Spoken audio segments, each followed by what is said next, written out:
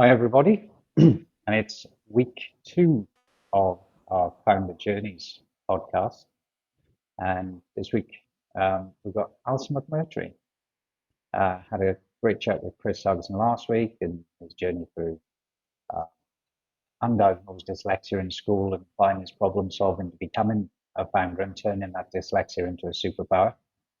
And this week, we've got Alison McMurtrie, whose background is being an engineer and working in a hugely male dominated industry, absolute sausage factory. I know this from um, working in engineering in my younger days, and has since been a angel investor, two-time co-founder and COO, growth strategist consultant, and today we're just going to go through that journey because she's been through the fundraising journey, exits, and just trying to see and picture together what that journey's been like.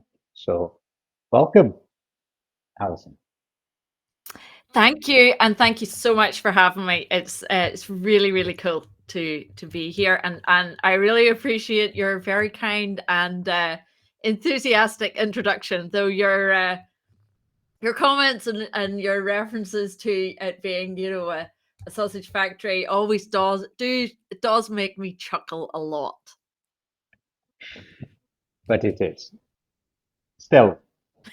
So, I'm going to take you back to the horrors of that. I mean, obviously, knowing full well before you went into it that it was a sausage factory. What led you to becoming an engineer? Well, I was one of those kind of weird people at school. I was quite good at sports, but I was also quite academic, and I really loved maths, physics, chemistry. And to be honest, I was really quite crap at everything else. And so I really kind of focused on what I was good at, but I had no idea what I wanted to be. Like none. I just I am from Northern Ireland, and I knew from a very early age that I wanted to leave. But I didn't know to do what. Um, and my father was a civil engineer, and he did, roads, bridges, stuff like that, big government contracts and stuff. And that was interesting. So he would take you along to the site and stuff, and you'd stand and you'd look down a hole and all that good stuff. But I didn't really know what to do. And so I kind of fell in by accident into mechanical engineering because I loved, I was always taking stuff apart, working out how it went together. How did this work? And it kind of fitted with, the maths and stuff that I liked. Hmm. And that's how I got into it. And then when I was there and I went to Liverpool Uni, it was a class of like almost 100 people for the intake for the year. And there was like 7 females. And I was just, but I knew it was going to be like that. And that was okay, and it was, it just was what it was. And it wasn't a big deal. It was disappointing, but it wasn't a big deal. And then when I was graduating, I was like looking for a job outside of the UK. And then I fell into Schlumberger, which is an oil field service provider, and they work with the BPs and the Shells and globally. And the first question I asked is, will I have to work here? And they're like, no. And I'm like, where do I sign up? I have like Northern Ireland, we don't have oil, we don't have gas. I'd never seen an oil rig. I'd seen, Dallas was big on TV, and you saw the nodding donkeys as the camera panned over the oil fields. That's as much as I knew, right? But I was like, let's go.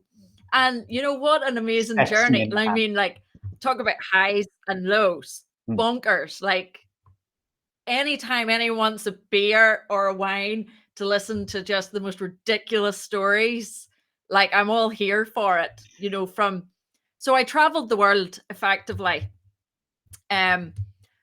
Very used to being the only female or one of the only females. So everybody knew you, and Yeah. you were under scrutiny all the time. you had to behave a certain way, but you had to perform because as well, you can't lift as much as me. You're Oh, not as strong as I am. All this here. And I'm just like, yeah, but watch me get the crane to lift that stuff so that I don't have to break my back. So here's me doing it smart, and you're the fool that's using your muscles. So because I grew up, like we were my grandfather had a farm and we lived next door, and so I was used to outdoor life and was very active. And I think that put me very much in the mindset that I was comfortable in that environment. I was comfortable with hard work, being outside in the horizontal rain and the snow and the sunshine and everything. But summer in it's Northern an Ireland amazing for the company. uninitiated. Yeah. Well, yeah, like, it's green for a reason. There's a lot of rain. Uh, but it really set me up in that Schlumberger's have an amazing company, and then it gives you responsibility at a very early stage in your career if you're willing to take it. And so I really progressed through the company very, very fast. And so in any other company outside, I would not have been given, the experience to be the first female manager in the whole of the Middle East. Yeah. Between oil companies and service companies, to being in the UK and landing in the UK and managing UK, Scandinavia and part of Africa, and making a forecast for like 120 million annual revenue, and 3 months later it being 12, Wow. and just having to deal with, yeah, in 3 months, welcome to your new job. And, just having to deal with that, having to be responsible for that, um, you know, having major incidents, having, dealing with people moving into HR positions with no HR training, Wow. making training plans for people, career development plans, and then finally ending up in, a technical role, which is really where my heart Yeah. sits. That's where the engineering bit, that's where I'm really interested, is how do things work? How can we use technology to make it a better environment? How can we be smarter about how we're doing things? And it just, I have a lot of male friends. I Yeah. gravitate to guys rather than females, and and it suits me. It's been tough. There's been a lot of sacrifices, but I've been incredibly blessed with the career that I've had and the skill sets that's really allowed me to gather over, gosh, 18 years. I mean, it seems a lifetime. I could tell you really enjoyed saying 18 years as well. It's a horrible moment, isn't it? Makes me Sometimes, feel old. yeah. Somebody goes, "How long have you been doing this?" And you go, "Oh, I first started doing that in, oh Christ, 20 years ago. That was like a whole adult ago." Um, Yeah. yeah, no, I'm completely with you. So I mean, those skills. I mean, you're talking about it being 18 years ago, and them being able to look at and apply technology as solutions to obviously work with those things like reduced budgets and having to work differently. So is that when your interest in technology as an enabler started? Yeah, I think that I was always, again, I was very lucky with the company that I worked with. They invested heavily in research and development. So, and I was at a conference there last month, and almost every stage was talking about generative AI. And I'm just like, I'm not interested. We were doing generative AI 10 years ago. You know, that we were so, we knew that it was there, and we were building it, and we were using it like 6 years ago. Mm, And now it's the UI, the UX that has brought it into the public domain. yeah, That is the new thing. And so it's really, anything that's, I love the way technology can improve people's lives, but I'm really, really concerned about the data aspect and things like that. And so that's kind of what kind of got me into slightly deeper tech and, blockchain and things like that. because of the security around it and cybersecurity and the data risks and things like this. Because as we move into a more connected world, I love it. I get really, really excited with it. And then it's just like, oh, but Yeah. and it's just like, how can we change that conversation from, oh, but these are the implications? And it's like, do you want one or two large private companies to hold your data, or would you prefer the government to hold your data, or what's going on? And it's a bit of a mind mess, but it really, gets me really, really excited. And that's kind of why I went into, when I left Schlumberger mid-pandemic, that's why I kind of gravitated towards technology portfolio companies and people who were working within the tech space. Yeah. Obviously, I know you, so I know there's a bit of InfoSec on there in your past. But I mean, obviously, you came out of the engineering arena. Obviously, you're a natural problem solver by default. So you've got obviously that raising experience behind you and an exit behind you. So, I mean, what form did that take? I mean, you spent that 18 years in engineering, as you said. What did that, why did you come out of that, for one? And two, what was the next step after that?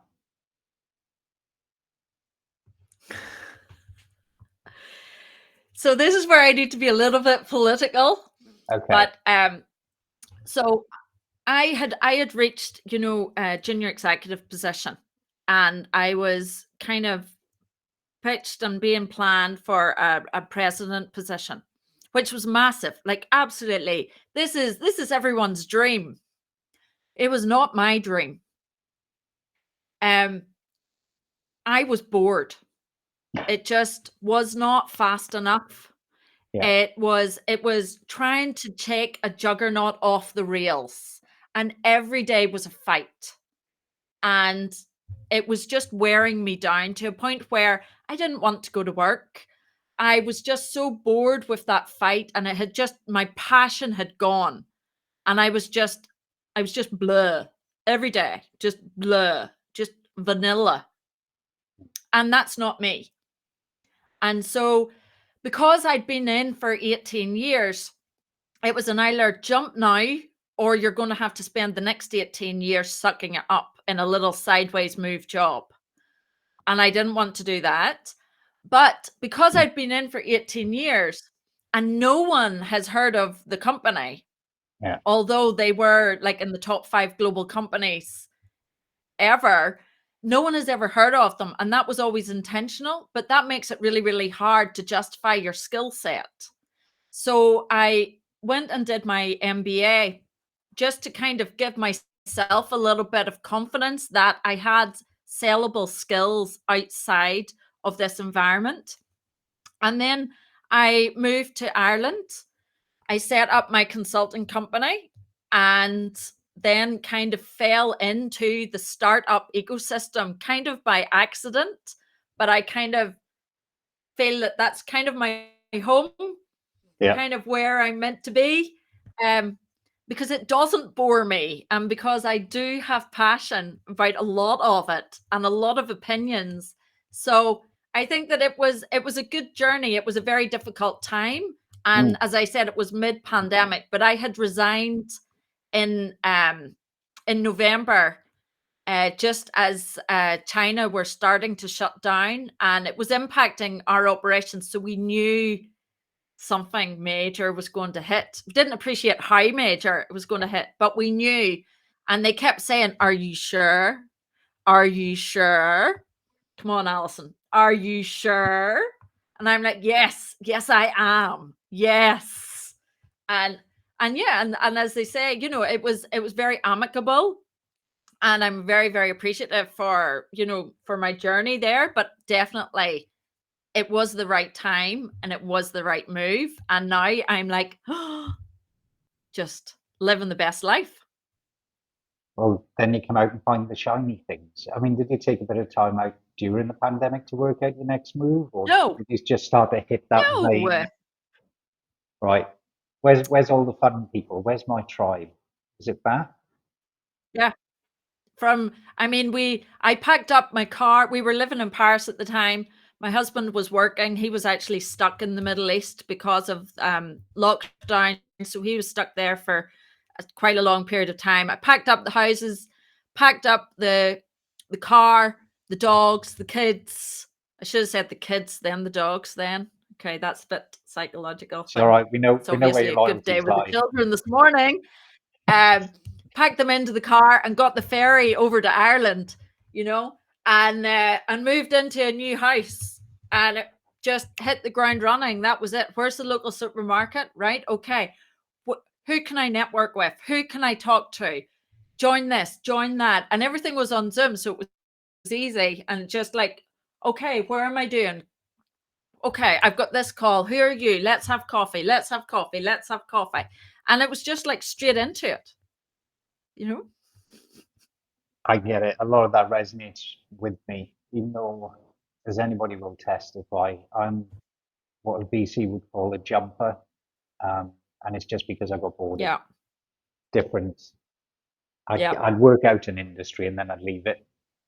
Um, but one of the happiest days I had was actually taking that leap from being an employed person to becoming self-employed and playing with startups.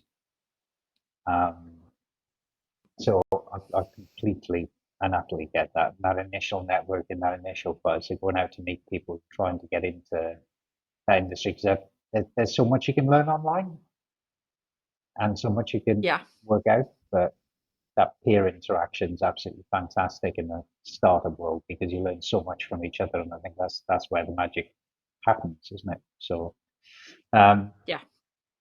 so did your networking, and then you started to get involved more in the startup space. So was it more as an angel first, or as a mentor first, or did you then think, right, I actually want to try being in the whole startup thing?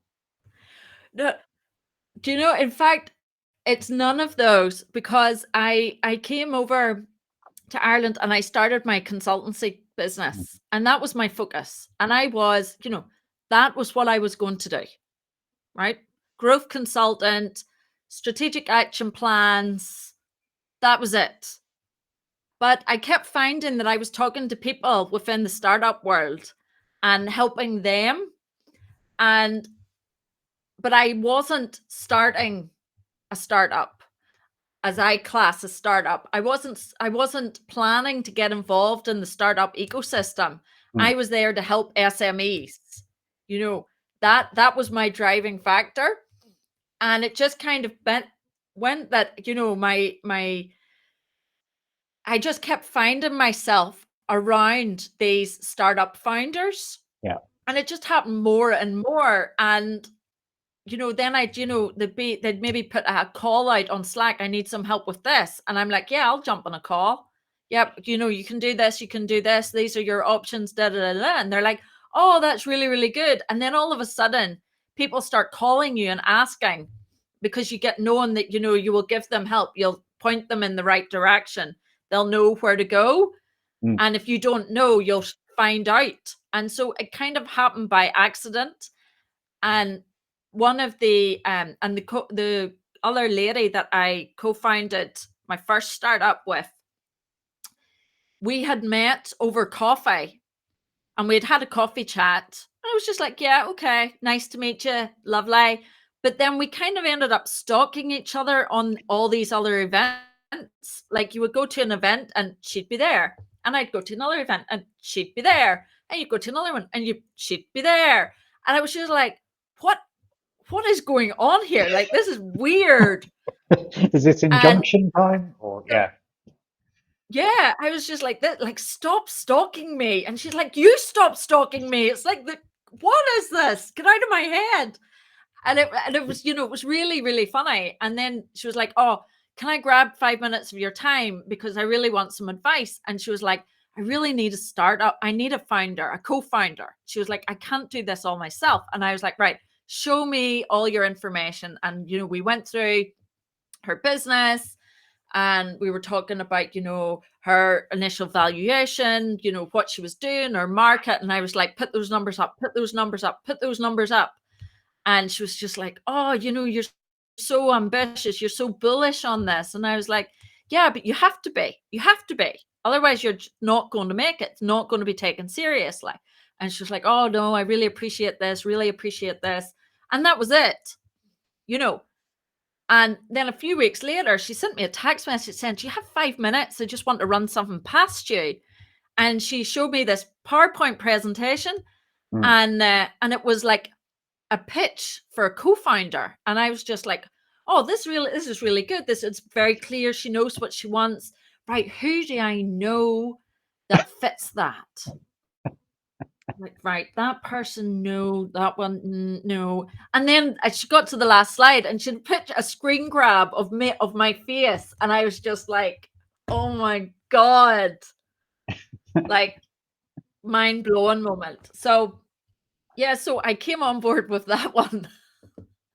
And so I keep my consultancy going in the background because I am a plan A, B, C, D, and E kind of person. But yeah, so then I started working full time on the startup in cybersecurity, and the rest they say is history. Yes, because obviously you spent a little time in an accelerator there as well. Yep. And yeah. So in terms of that journey, how did that go? And as somebody who's consulted other people, what was it like being on the other side and being mentored as well?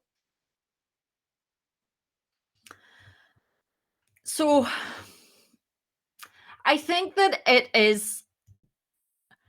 So mentors are great, but I think to successfully mentor anyone, you need to know them and understand them. And I think that a lot of the mentoring that we received during that period did assume that we were two silly ladies with too much spare time in their hand and have created this startup that they know absolutely nothing about, the startup ecosystem, and it's not going to go anywhere. So we got a lot of very condescending feedback. We got, a lot of really unhelpful stuff, and it assumed that we knew nothing. We had a lot of mansplaining. But even, we had a lot of female mentors and things as well. And a lot of the times they also were like, you're not even taking this seriously. And we're like, you didn't take any time to understand us. So it's, it was quite tough from that kind of perspective to really find like trusted advisors. And so we kind of stepped away from mentoring and taking mentoring sessions from people and really focusing on key and building up a really strong advisory board that we really trusted and respected and had a relationship with. And they understood what our strengths were and we understood what their strengths were. And so it was complementary. And that really kind of propelled us forward. And I think that is how we were able to really successfully raise the initial funding, because I think up to that stage, it had been, maybe it had been less focused. But then, when we made a conscious decision to kind of stop following everyone else, stop attending everything and feeling you have to do the traditional journey of, pre-accelerator, accelerator, and just do your own thing, then that was like a light switch moment to us. And that's when we started to get success. And that's when the conversations changed. Great. So commercially, how did you then kick on? You've been through that early phase and seen, well, I don't want this because it isn't right for everybody, obviously, because otherwise everybody'd be in an accelerator or an incubator or whatever. Mm-hmm. You've checked it out. You've had your own path. you come from a consultancy background anyway, and that engineering aspect of being that process driven, I guess they go, well, these are the moving cogs we do have, and these are the moving cogs we don't. So how did that then progress, and where did it go? Did you then think, right, well, we're going to need some money to raise, or do you build it out and get some commercial traction? What was the next step? Yeah, so we had a little bit of commercial traction, and we had users on the platform that were consistently joining. But we wanted to, still a lot of it was very, very, us working behind the scenes. Mm. And we wanted to automate it. And we had this great tech concept of essentially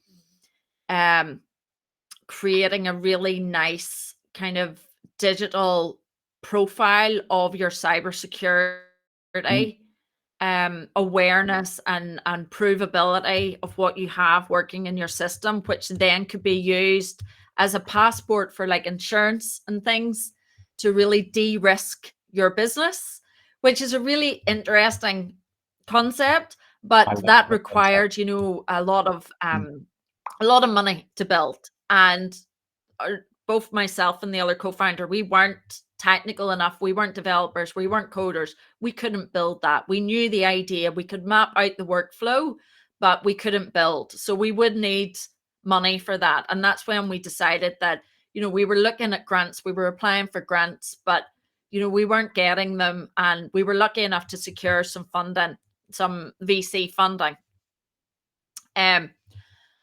To build that. So we had everything mapped out and we did the full due diligence process and things like that. And then unfortunately, my co-founder decided that the co-founder life wasn't for her and got a job elsewhere and decided that that was it. Timing. So It happens. yeah, I mean, like you can't write it. You can't write this stuff, But at That's the why end it's of the called founder day, journeys as well, isn't it? So exactly, and everybody has their story. But I mean, it's I can completely understand where she's coming from. She was a single parent. She needed to have the security of some money coming in, and mm, it had gone on so long, and it was such a hard struggle mm, that it was wearing her down. It's being a founder is tough. It's really, really hard. And if you haven't prepared for it in advance, and I had prepared for it, I prepared 3 years, no money coming in so that I could still make my mortgage repayments. I could still feed the kids, yeah. so she wasn't in as lucky a position as I was. And so she felt she had to do it. But I wasn't in a position to take the business on myself because she was the cybersecurity expert. Mm, So we were able to, so we closed down the company, but we were able to leverage some of the knowledge that we had and the IP that we had created. And we were able to, make some, some deals outside of the business, which were yeah. financially viable, which enabled, us to get a little bit of a return from that. So we essentially sold off some of the IP. We did some consulting specifically on the content Yeah. so that then it would generate us a little bit of a return from that. But I mean, timing wise, I'm glad that she made the decision and told us before we signed anything for the VC funding, because it would have been a much messier story had we already signed. So I mean, that's a bit of a blessing, and I think that she did take that into consideration. But I mean, yeah, it was good. And it's just that's what being an entrepreneur is about. There's ups and downs and you learn from it. And how can you take this really crap situation that you've invested basically 18 months of your life and now have nothing to show of it, and how can you turn that into something positive? And it's the experience, it's the journey that you've been on, it's knowing how to fundraise successfully, knowing that you have the strength to say no, that I'm not going to follow the crowd and we're going to do it our way because it suits us, putting in place boundaries that if a VC wants a phone call at 8 p.m. at night, he can jog on. Absolutely jog on. That's not the VC for me. No. I have a family. I have commitments. I'm probably going to be at football practice. It's not happening. It's not a fit. And so it's just having that strength. And then, if your business doesn't succeed for whatever reason, what can you do with it? Do you have something that you can sell on? Do you have can you sell what you've built? Can you sell the knowledge that you've built? Or can you, repurpose it? Because just because you haven't been successful doesn't mean it's the end of the road. And I think that's not spoken about enough, because we did have an exit. We consciously exited the company. The company did not fold. We were generating revenue. We had a product, so when you hear about an exit doesn't mean the same thing to everybody. But when you say exit, you think of one thing. Yeah. Everybody thinks, it's that shiny golden archway at the end of the road that's going to be however many millions in the bank and go skipping off into the sunset. But that's definitely a massively valid point. The amount of startups I've seen fold either because the founding team has either pulled apart, exploded, or the market's changed, and they literally just walk away. Often when they've even got an MVP there that could be of use to someone, that had some customers, some early revenues, and the amount of people who literally pick that up and go, wait, whoa. You've got those kind of users on this platform. We could do with those. And we've got a marketing budget, so let's have a chat about the price. And too few explore that as a means to a tidier exit where you can at least square off any of those liabilities you might have built up along the way as well. And again, a good conscious decision before the VC money came in, because that would have brought its own pressure and you left holding a baby of a different sort. One thing you alluded to there as well was the VCs, and that's not the kind of VC, and this isn't the kind of VC. We've seen a lot of changes in the last, well, I would say 2 years, but there's been a rapid pace of change, I think, in the investment landscape over the last 2 years. So obviously with both a founder lens, an investor lens, a mentor lens, and that engineering mindset, what do you like and not like about the current environment for founders? You knew this question was coming. You can't pretend you don't. Yeah, I did. And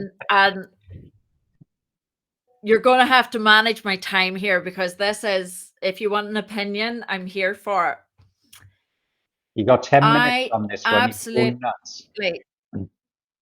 Okay. So I am a closet economist.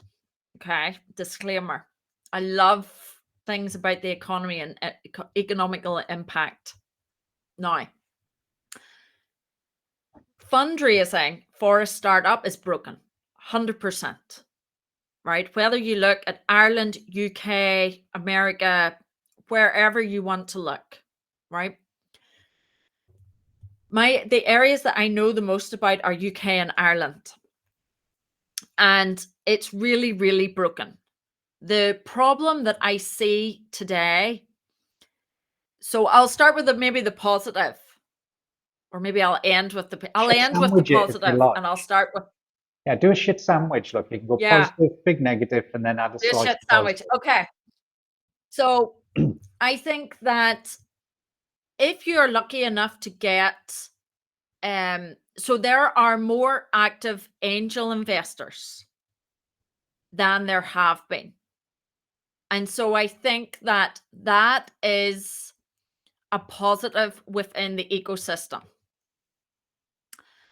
However, I think that when they come in, how they come in, what that looks like, the headache for the founder, the headache on the cap table, the angel exit strategy, completely not planned for. And it's a mess. It's an absolute mess. By the time that a founder is getting to seed, I was talking to someone this week, and so there was similar to my current startup as well. You have founding partners, so you maybe have 2 or 3. Then you have a friends and family round, so you maybe have 5 or 6 people. Then you have maybe you have a couple of advisors that you give equity to.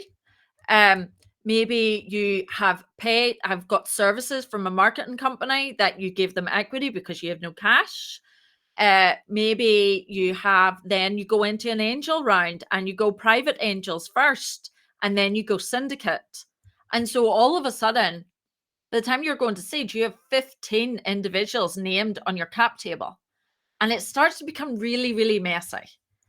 And I think that that's part, the whole mechanism around that is it needs to be cleaned up. But it's not just, the founders need to understand how to clean that up and how to put it together properly, because it's just going to cause issues further down the road. But I think that today there is still money out there. It's a great time to invest in startups and things like that, but it's incredibly hard for startups to get investment. Where that money goes has become really, really picky and really choosy. And they really follow the wolf pack. So if you are an outlier, if you have a product that doesn't fit in a box, good luck, because you're not going to get any money. Which is interesting, because those ones that don't fit in the box, they're the ones you want, because they're the true innovative disruptors. So you don't want a copy paste fit in the box, because that's going to disappear. And the real one that's going to make you the money is that really weird one that maybe you don't fully understand, and you sit there and you Google it, and that's who you should really be talking to. But I think that VC works okay if you can get the right one and if they have money to spend. But if you don't fit in a box, it's going to be really, really hard. It's all about that relationship. Where it's really, really broken is to get to that stage. This early, the pre-seeds, it absolutely kills me how sad and how hard it is. And I think that my number one, you asked me for like a bit of a recommendation or what advice is, because the ecosystem at that early stage is really broken. Like, it's so hard to get 50K. It's so hard to get that 150K, which would just take you to the next level. But I think we have to change the way we think about it. And again, we need to stop saying it's one route fits all, because it isn't. But the focus of the founder, and the founder needs to take responsibility for this. The focus of the founder should not be to raise that 150K. The focus of the founder should be to find a way to generate that through revenue. And they need to, and I know everybody goes on about traction, and traction's this and traction that, but you need a way that you can generate revenue so that you can lessen that burden on reliability on funding, because that is a sickness I see in the ecosystem today, where I have a startup and I expect you to give me money. It is my right, and it's not your right. It's not. But I will come with the caveat, because it's not one size fits all. Yeah. And I think that, medtech is a really, really good example of where that model doesn't fit. But Mm. medtech has a really nice model that works really, really well, where that pre-seed funding is really easy to access if you have a good product. But I think the reg tech and the fintech sectors, where you need to generate those revenues, you need to be regulated, and regulation costs upwards 150K.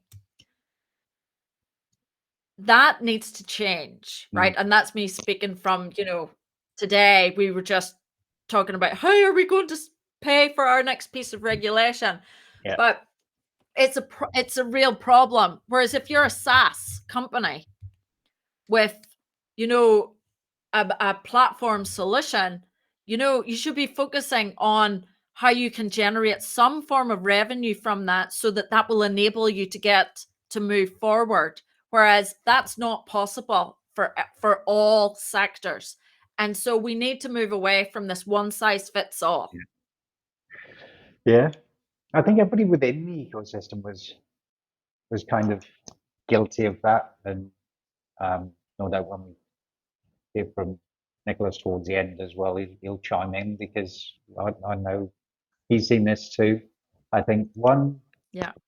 the entire startup ecosystem became kind of dehumanized by this effect of people saying there is ready capital available, and you didn't really have to engage with anyone to a degree to get that money. You just submitted an Airtable application, and somebody got Yeah. back to you. You had a 15-minute chat. You probably had another 20-minute chat.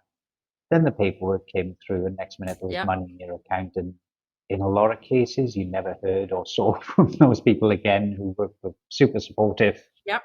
VCs. But as we know, there's good VC, there's bad VC, there's good angels, there's bad angels, there's good founders, Yep. there's bad founders.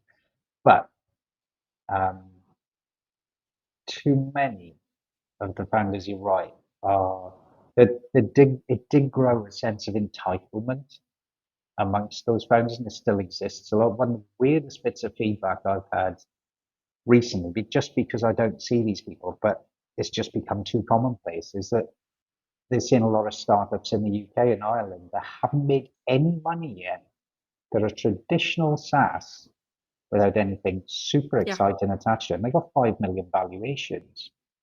And you're like, what are you making? A meth kitchen and sampling your own goods? Because there's no pre-revenue starter in the UK that's worth 5 million unless it's smashing hydrogen atoms together that could be easily deployed into a power station. So no way. And we wouldn't even know about them until they appeared, Mhm. and they would have gone through. They probably would have got their pre-seed before even going public. But yeah, I'd agree with you on that. And that's part of what we do with MagicSauce. And I'm not going to pretend I'm being sneaky here. Yes. As much as Painted is an investor readiness modular program, the one thing we tell people is aim for revenue first. If you can prove you can get to some form of commercialization, that's the best kind of validation an investor would need if you need investment at this stage. And I've been through that journey myself. You get that point sometimes where it's I'm generating revenue, but not quite enough to kick me on to the next phase before somebody else does the Yeah. same. And you can only do that when you're doing something iterative. Your vision may be big, but at the outset, what you're doing is iterative. Yeah. So, yeah, big message, that one, massive. And that's probably what led you on to Vandale as well, isn't it? Which is obviously going to rebrand soon. Vandal. Yes. Vandal, sorry. Rebrand coming. So Yeah. watch this space. So yeah, give us 5 minutes Which is on what exciting. gave birth to that and how you got involved. So that's another random one. So after I left the last startup, I was like, okay, do you know what? Enough of this startup world. It's nice to, mentor and be involved in it, but that's fine. And I was focusing on my consultancy again, and it was great. And some guy that I didn't know pinged me on LinkedIn and said, hey, do you want a coffee? And I'm like, okay, I'll always up for coffee. And he was explaining his business to me. And I was like, okay, this sounds great, but What's he what do going to you do with me? want? I was like, and what? And he was like, and I want you to come on board. And I was like, whoa, whoa, whoa, whoa, whoa, whoa, whoa, what? I was like, I don't know you. I don't know any of this. And he was like, come to Dublin and let's have a chat. And so I went to Dublin, met him and a couple of the other team. And again, as they say, is history. The thing with Plandol is it marries two of my kind of passion things. So I love sustainability, environmental, social governance, the UN SDGs. I've been a big supporter of this and, very conscious about the environment, social and environmentally for a long time, a long, long time. And also I like, blockchain and I like the tech. And this kind of marries the two. So it is an ESG focused investment platform. So it allows ESG focused businesses or businesses that have ESG credentials we verify those credentials and allow them to crowdfund within our platform. And then we bring in impact focused investors to invest in these businesses. And then that is our route to market. And then we will go institutional. So look at pension funds and things in the future of with investments up to 100 million. But again, that's a different regulatory license. So that's a little bit down the road. So yeah, it's really, really exciting space looking at the pace of change for ESG reporting within the financial world, with annual reports, what's required, the level of governance and the lack of governance around this is quite scary. And so that's a solution that we provide. We're in a sandbox with the UK FCA, Taiwan, and Dubai central banks, creating a bespoke solution for them. And yeah, it's been a very, very steep learning curve because although I love tech and I can really appreciate the benefits it can bring, there's a difference between knowing the benefits can bring and knowing how to build it. Very big difference. And so very steep learning curve. Always got Google to the side of me searching whenever the tech guys come on and I'm like, what does that mean? I don't know what that means. So love it. Every day I'm learning something. It's very fast paced. We've a lot going on. And yeah, it's fab, again, passion. If you don't get excited about what you're talking about and what you're doing day to day, you're doing the wrong day to day. And this is definitely where I'm meant to be right now. 100%. And obviously you want people to join the community at this stage as well. So what I'll do is after the call, we'll add that link for people to join that community and follow your page as well to keep an eye on what you're all Fabulous. doing. And yeah, this is obviously part of the reason why MagicSauce and Plandal can work so well together, because we're both in that same kind of space and we will come across the same kind of people. So yeah, absolutely look forward to working with Plandal in the future, particularly in emerging continents and nations as well. So I think there's real excitement there. I think that's what got both of us kind of excited in terms of what the possibilities were for both as well. So yeah, it's fantastic and very much needed, as you say. The things that get in the way: one, regulatory consent is too slow to happen, and two, it's not structured in the right way and rigorous enough yet. In theory, fixing it should be simple, but anything that involves a government or a regulator never makes things simple. So yeah, completely on side of doing this, working with progressive people to change that as well. Well, I'm going to open this up a little bit as well. So we've got Nick and Arthur waiting in the wings. Wow, Arthur's straight there. Go ahead, Arthur. straight in. I just clicked it fast. It's like a game show. Hello, Alison. Thank you so much for that. It was so interesting. My name's Arthur Waring.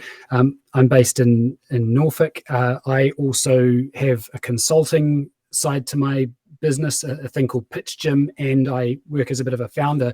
So I really latched on to the discussion early on about the fact that you worked with somebody and it turned out that they weren't quite prepared for the founder life, whereas you had made some preparations. And I'm in a situation where we kind of need to test this, and I was wondering what kind of questions or expectations you might recommend setting up about what a founding team could expect to go through. I mean, to be honest, it's going to be different for every startup, right? But I think that the biggest piece of advice, well, there's two things for me. Is one is the practicalities. Are they going to give you the time you need and the business needs to drive it forward to where you want to go? So are they giving you lip service that they're going to work on this full time? Are they going to work on it 1 day a week, 2 days a week? What can they commit and at what stage? And that might change over time. And the other things when you're looking at a founding team is, are they prepared to work with no salary for the next 2.5 years? Right? Now, hopefully that's worst case, but you have to be prepared for worst case because we have bills to pay. The other thing is, it really, for me, it comes down to passion. Otherwise it's just a job.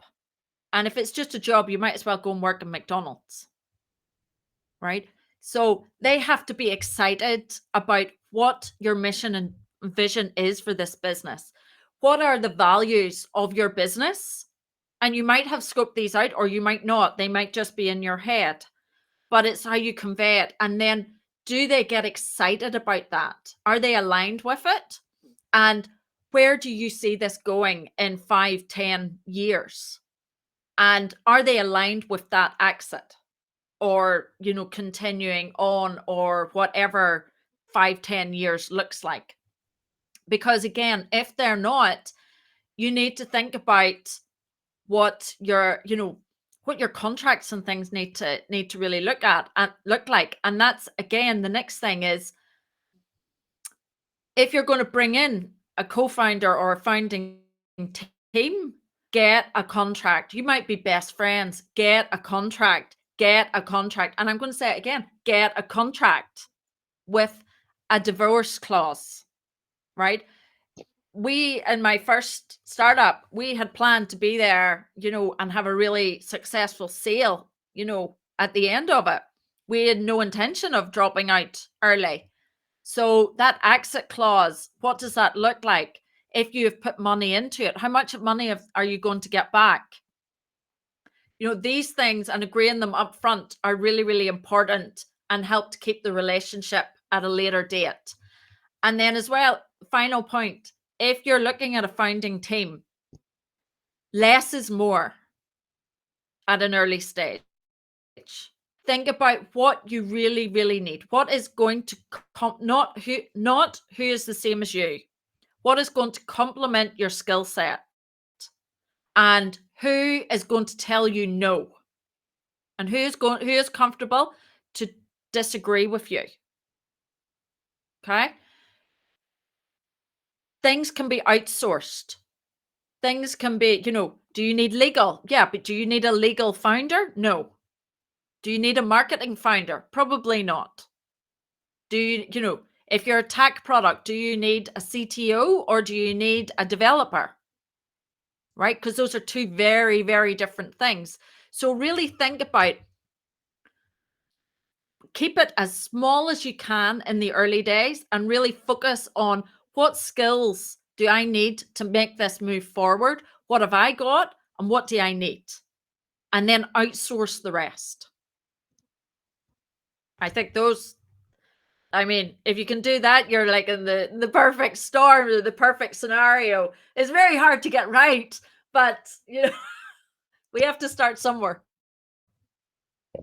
I'd agree 100% after Thanks. having to wear all of those hats over the last 18 months, and the amount of questions people ask when, what have we done this week? Well, I've learned how to do video editing this week, and I've learned how to use Adobe Premiere Pro, and I've learned how to build explainer videos, animated explaining videos.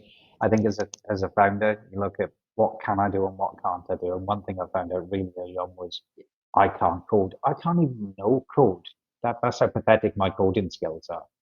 So to have people who would come in that I trust, be able to do something, build something was massive. But I took my time over it because that was massively, massively important. They're not co-founders. As they've said themselves, we don't want to be in it for a long journey, and I appreciate that. They may well be in it for a long journey, but not as co-founders. But they've been immense and upfront, and that's the kind of people you want is to fill in those gaps. So yeah, great advice. Does that help you at all, Arthur? Excellent. Nikki is still around. Absolutely. I am Cheers. still here. Thank you, Alison. That was a wonderful story. I enjoyed every minute of it. Cool. Any questions from you, awkward or otherwise? No, it just actually gave me a bunch of talking points for when we go through my interview, because I would love to discuss, like she pointed out an issue about, the pre-seed funding. And I always thought that government should step in to do more with that. And I was going to ask, what you think the involvement of government should be at that pre-seed stage, because it's at that point where if these things take off, it can create, tons of jobs. It can create the potential for export. The government has so much value to realize by just, with a small check of 150, 200K, they can realize multiples on that so quickly. And I always felt the government should have taken a little bit more of the initiative when it comes to that stuff. But it's a bit of a loaded question, and there's only a couple minutes left. So I thought it was like too big of a subject to breach at the end here. But what do you think? So I think caveat again, I'm in Ireland where most of the early stage funding comes all from the government. All the VCs have a significant portion of funding from the government. All the pre-seed funds are government funded. There's a lot of government investment here in Ireland, and kind of almost more than the UK, ratio wise. I personally don't really agree with that scenario because I think it's good, but it can be incredibly limiting. And I think one of the problems that we see here in Ireland definitely is the lack of diversity, ethnic, age, the whole gender, everything is very, very pronounced in all of those government programs. Some of that is conscious and some of that is unconscious. But they keep saying, yeah, we have a problem with the pipeline, but no one's looking at the pipeline. And that's, again, if you're going to keep giving out government money, then you have to look at the whole ecosystem rather than just a portion of it. But I think as well, when you're looking at government supported funds, again, I'll come back to these boxes, and it depends how the risk appetite of that government. So, for example, I know that I'm going to call them out a little bit here. The Irish government do not love Web3, crypto, and blockchain. It's just too high risk for them. So it is incredibly, in commas, impossible to get any government funding for a company that is Web3, crypto, or blockchain. And so then those companies have to leave. So where is the value? So this is where I think that the ideal scenario would be, I think that the private sector, industry, private companies have to step up. And I would love to see a lot more partnership and a lot more appetite of partnerships moving forward in the early stage ecosystem space. The likes of, maybe, whoever, but someone to, not create a fund, but to say, hey, yeah, your solution is really interesting to me as it develops 5-10 years down the road. We'd like to do a partnership and give you some investment here. It's not equity, it's a risk, but it's a partnership where they might buy them out later on and add it into their portfolio. And I think that is something that is missing from a lot of the ecosystems right now. But I would love to see more partnership investment happening from the private sector to complement the risk appetite of the government sector. That's a fascinating take. I love that answer. And it's also, having your solution pre-vetted by a large enterprise. So you have immediate traction out of the box. You're kind of building a custom solution for a big partner who can, lead to a large amount of revenue coming in. So that's actually a fantastic answer. Thank you. I was wondering how that one was going to go for a moment there, because this is something I've also written a lot about on LinkedIn over the last year. And I'm actually in favour of some government intervention at the earlier stages, but on a much lower level. I'd like to see governments write smaller checks from 15 to 25 grand. It goes back to this almost level of entitlement thing again, because I think if somebody can get 15 to 25 grand at the earlier stage, it means more checks can be written. Life-changing. And if you can write more checks and deploy more checks into everybody that's qualified, the QSBC, QSBA, SEIS, any of those things, then it means that if they've actually been serious enough to go through that qualification for that and fill out a form and say we are going to be a high growth business, throw 15, 25 grand at them, that's a life-changing amount to an early stage business. Obviously in the US, Canada, that would be more like 50 to 75K. Depending on how much the pound is tanking at any given time. But what could be paid for with that money is immense. And there's the double benefit that the R&D that they spend it on then qualifies for, R&D tax credits, for example, potentially in a lot of geographies too. So you kind of get a double benefit. That 15 to 25 grand initially from a government would end up being worth probably another 5 to 10 grand on top of that, just because it's being spent on R&D in some way, particularly because you're doing something different, building it in a different way. So, that's my 2 pence. I never want to interfere too much on guests' answers and guest questions, but it's a hobby horse of mine. So Mark Walsh, a friend of mine, who's done a bit in the startup ecosystem as well. He's told tales of this guy that used to sit in a place in Texas, just literally writing $10,000 checks to every startup that walked through the door, on the basis that if they write enough $10,000 checks, one of them's going to come back and give them the money back. And I think UK PLC, Republic of Ireland PLC, Canada PLC, US PLC, I think if they wrote enough of those checks just by dint of portfolio size, the country would see a return on investment within 5 to 7 years overall, probably around 3 times, 2.5 to 3 times what they spent. That's an investment. That's not throwing money away. And the statistics bear out that they'll get that back. But that's just me. Any other questions from either of you guys before we hit the virtual road? I'm perfect. Thank you. No, thanks. Well, thank you both. Thanks. Yeah. To Alison, it's been really, really enjoyable and insightful. Apologise to anyone who's still waiting for last week's recording. I'm still tidying that up in the edit suite because the sound was terrible. Hopefully that's not going to be the same this week on the recording. I'll be able to release that and the snippets across social media of everything that Alison's gone through today, which has been absolutely fantastic to hear your journey, Alison. Thanks for your time. Thank you for having me. It's been great. I mean, who doesn't love to talk about themselves for an hour on a Wednesday? But it's been lovely to chat, and hopefully it can give a little bit of inspiration or a little bit of validation to someone who's on their own journey. That's the hope.